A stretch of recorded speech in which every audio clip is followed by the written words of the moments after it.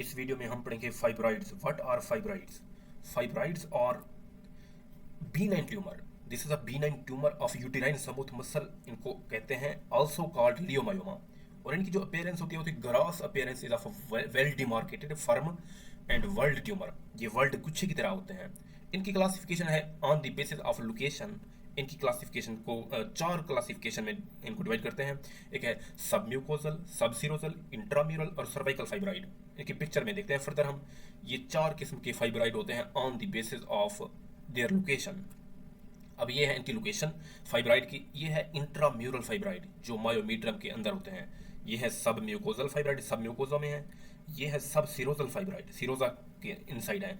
और fourth type है यहाँ पर जो सर्वाइकल फाइब्राइड है वो यहाँ पर होती है। सर्वाइकल फाइब्राइड यहाँ पर होती है। ये है चार, सब म्यूकोजल, सब सिरोजल, इंट्राम्यूरल और सर्वाइकल फाइब्राइड। अब इनके पेशेंट किन सिम्टम के साथ आता है? तो जो फाइब्राइड का पेशेंट है, most fibroids are small and asymptomatic but they can be associated with following condition. वो इन कंडीशन के साथ हो सकते हैं। दे कैन बी यानी एबनॉर्मल यूटेराइन ब्लीडिंग हो सकती है, हैवी मेंस्ट्रुअल ब्लीडिंग या इंटरमेंस्ट्रुअल ब्लीडिंग होगी। रिप्रोडक्टिव फेलियर की तरफ भी जा सकता है पेशेंट। सब फर्टिलिटी होगी। सब फर्टिलिटी तब होगी जब ओलिगोमेनोरिया होगा या डिसमेनोरिया होगा। इसके साथ ओलिगोमेनोरिया और इम्प्लांटेशन डिफिकल्ट होगी। रिकरेंट प्रेगनेंसी लॉस होगा जब फाइब्राइड का साइज इंक्रीज होने से, वहाँ जब यहाँ पर फाइब्राइड का साइज इंक्रीज हो गया। अब इस फाइब्राइड के इंक्रीज होना जैसे, तो इसके यूटेराइन कैविटी का जो वॉल्यूम है, कैविटी है, वो डिक्रीज हो जाएगी। उससे जो फिटस को प्लेस मिलेगी वो बहुत कम प्लेस मिलेगी, तो उससे प्रेगनेंसी लॉस हो जाएगी। फिर है bulk effects on structures in the pelvis, यानी जो स्ट्रक्चर है पेल्विस में, इधर इधर स्ट्रक्चर है जैसे ब्लेडर, रेक्टम, उस पर प्रेशर की पड़ने की वजह से प्रेशर सिम्टम होंगे। फॉर एग्जांपल से हो सकती है increased frequency of urination, dysuria, साथ में कॉन्स्टिपेशन भी हो सकती है due to compression on the rectum. फिर है प्रेशर एंड पेन, वही होगा urinary frequency in urgency, bladder and bowel dysfunction, abdominal distension होगी। फाइब्राइड के साइज की इंक्रीज हो जाने की वजह से वहां पर जो एब्डोमिनल डिस्टेंशन हो जाएगी। अब आता है आगे इसके साइंस हैं। ये डीजेनरेटिंग फाइब्राइड, फर्दर हम डीजेनरेशन पढ़ेंगे इनकी। तो यहाँ पर sharp and acute pain in the abdomen होगा, acute pelvic pain on fibroid site होगा, less severe lasting pelvic pain भी होता है, हैवी ब्लीडिंग हुई, हैवी मेंस्ट्रुअल ब्लीडिंग होगी, फीवर होगा, temporary white blood cell count की एलिवेशन हो जाएगी सीबीसी में। फिर डीजेनरेटिव चेंजेस हैं। अब जिन फाइब्राइड की तीन टाइप्स की डीजेनरेशन होती हैं। एक होती है रेड, हायालिन और सिस्टिक। ये डीजेनरेटिव चेंजेस होती हैं, ये उनकी फेट है। Fibroids undergo degenerative changes. Three forms of degeneration are recognised.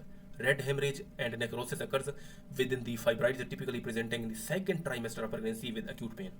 जो रेड फाइब्राइड है इनकी डीजेनरेशन की वजह से पेन होता है। फिर हाइलिन, ये एसिम्प्टोमेटिक होते हैं और सॉफ्टनिंग होते हैं and liquefaction of the fibroid. यहाँ पर फाइब्राइड की लिक्विफिकेशन और सॉफ्टनिंग हो जाती है। सिस्टिक फाइब्राइड है एसिम्प्टोमेटिक, सेंट्रल नेक्रोसिस है, leaving cystic spaces at the centre. यहाँ पर ये सिस्टिक स्पेसेस बनाते हैं at the centre of the fibroid. फिर एग्जामिनेशन फाइंडिंग पे क्या क्या मिलेगा?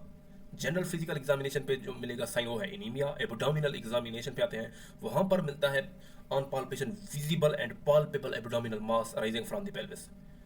पेल्विस से एक मास अराइज होता है जो एब्डोमेन पर पाल्पेट भी कर सकते हैं और विजिबल भी होता है। इसके बाद है बाइमेनुअल एग्जामिनेशन। बाइमेनुअल एग्जामिनेशन पे है इनलार्ज्ड, फर्म, स्मूथ और irregular non tender uterus palpable होती है। एक तो इनलार्ज होती है, फर्म होती है, कंसिस्टेंसी में स्मूथ होती है और इरेगुलर होती है। टेंडरनेस में जैसे रेड डिजेनरेशन, अगर वहां पर टेंडरनेस हो तो इसका मतलब है रेड डिजेनरेशन फाइब्राइड की वहां पर हो रही है। फिर आते हैं इन्वेस्टिगेशन, क्या क्या कर सकते हैं हम इसमें। तो सबसे पहली इन्वेस्टिगेशन है फुल ब्लड काउंट, यानी सीबीसी कराएंगे। सीबीसी में एनीमिया की सजेशन होती है, एचबी लो होगी, पेशेंट की लेस देन 11 होगी। इसके साथ वहाँ पर डब्ल्यूबीसी काउंट की एलिवेशन होगी, माइल्ड एलिवेशन होगी डब्ल्यूबीसी काउंट की। इसके बाद कराएंगे ट्रांसविजाइनल अल्ट्रासोनोग्राफी स्कैन। ये होता है good for detecting and locating submucosal fibroid and small intramural fibroid. Transabdominal ultrasonography scan कराएंगे, good for detecting large intramural and subserosal fibroid and excluding hydronephrosis secondary to pressure from the fibroids obstructing the ureter.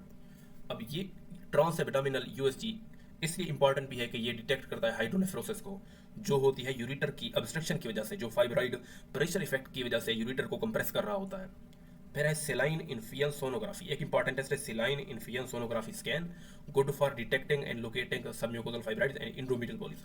यहाँ पर जो है 5% सेलाइन inject करते हैं, तो उसके बाद यूटेराइन कैविटी में, तो उसके बाद जो एक स्कैन करते हैं, स्कैन से पता चलता है जो उसमें कैविटी है उससे फाइब्राइड का साइज, उसकी लोकेशन, वहाँ पर एंडोमेट्रियल पॉलिप्स, ये सारे लोकेट हो जाते हैं।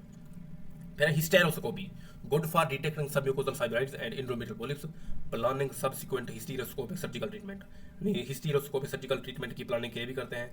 ऑपरेटिव हिस्टेरोस्कोपी रिमूव्स, यहाँ पर ऑपरेटिव हिस्टेरोस्कोपी भी है, यहाँ पे ये डायग्नोस्टिक भी है, थेराप्यूटिक भी है, यानी हिस्टेरोस्कोपी डायग्नोस्टिक भी है, थेराप्यूटिक भी है, to remove polyps, adhesions and submucosal fibroid. Last में है MRI, magnetic resonance angiography, magnetic resonance imaging है, ये इमेजिंग कराएंगे morphology and location of fibroids, indicating prior to uterine artery embolization and to monitor treatment response. ये uterine artery embolization से पहले indicated किया जाता है। ट्रीटमेंट क्या है? ट्रीटमेंट है मेडिकल, सर्जिकल, रेडियोलॉजिकल। इंपॉर्टेंट, शुरू करते हैं मेडिकल। LNG-IUS यानी लिवोनार गैस्ट्रल इंट्रायूटेराइन सिस्टम, जैसे मेरिना, ये होते हैं कंट्रासेप्टिव, यानी जो प्रेगनेंसी उसमें होते हैं, ये ब्लीडिंग को कम करते हैं। ट्रानिक्सेमिक एसिड एंटीफिब्रिनोलिटिक है, मेफिनेमिक एसिड एंसिड है, कंट्रासेप्टिव भी हैं। कंबाइंड ओरल कंट्रासेप्टिव पिल्स, ये भी इंपॉर्टेंट है, ये भी रोल प्ले करती है। इफेक्टिव ओनली जो फाइब्राइड है, अब उसमें इंजेक्टेबल GnRH एगोनिस्ट इंपॉर्टेंट हैं, ये सिम्टम को बहुत रिलीव करते हैं। They shut down ovarian oestradiol production और hormone replacement therapy also prevents osteoporosis. Oral GnRH agonist have been developed, यानी जो पहले होते थे इंजेक्टेबल GnRH एगोनिस्ट, अब आ गए हैं oral GnRH agonist. Surgical treatment में है मिनिमली इन्वेसिव हिस्टेरोस्कोपिक सर्जरी, यानी हिस्टेरोस्कोपिक से रिमूवल से भी फाइब्राइड को रिमूव किया जा सकता है। It removes submucosal fibroid, reduces heavy menstrual bleeding. Myomectomy है, myomectomy because myometrium have rich blood supply, so इससे पहले इमरजेंसी हिस्टेरेक्टमी भी करनी पड़ सकती है if bleeding is not controlled during myomectomy. Heavy menstrual bleeding refractory to medical intervention, यानी जो हैवी मेंस्ट्रुअल ब्लीडिंग है वो मेडिकल ट्रीटमेंट से अगर रिफ्रैक्टरी है तो फिर उसके लिए मायोमेक्टमी करते हैं। Remove fibroids with uterine conservation और मायोमेक्टमी, ये मायोमेक्टमी उन पेशेंट में इंडिकेटेड है जो फर्टिलिटी को कंजर्व करना चाहते हैं। Indicated when conservation of fertility is required. Pre treatment एक असेसमेंट भी है, pre treatment pre operative preparation भी है, यानी हिस्टेरेक्टमी और मायोमेक्टमी से पहले may be facilitated by GnRH agonist pre treatment over a period of 3 month to reduce bulk and वास्कुलरिटी of fibroid. यानी जो GnRH एगोनिस्ट हैं ये सर्जरी से 3 मंथ पहले फाइब्राइड के बल्क को रिड्यूस करने के लिए और उसकी वास्कुलरिटी को रिड्यूस करने के लिए भी देते हैं। इससे जो उसका रिमूवल है फाइब्राइड का वो इजी हो जाता है। एडवांटेज इसका ये है कि reduces operative blood loss and the need for transfusion, also enables suprapubic incision, यानी सुप्राप्यूबिक इंसिजन देते हैं। इसके अलावा ब्लड लॉस कम हो जाता है, ट्रांसफ्यूजन की जरूरत नहीं पड़ती, लैप्रोस्कोपिक या विजाइनल हिस्टेरेक्टमी इजी हो जाती है। Rapid recovery and few post operative complication, इसकी रिकवरी रैपिड है और पोस्ट ऑपरेटिव कॉम्प्लिकेशन भी बहुत कम होती है। फिर है रेडियोलॉजिकल ट्रीटमेंट, ये बहुत इंपॉर्टेंट ट्रीटमेंट है। इसमें करते क्या है कि रेडियोलॉजिकली अंडर अल्ट्रासाउंड और रेडियोलॉजिकल इन्वेस्टिगेशन यूटेराइन आर्टरी की एम्बोलाइजेशन करते हैं। ये एक इंटरवेंशनल रेडियोलॉजिस्ट इस ट्रीटमेंट को परफॉर्म करता है।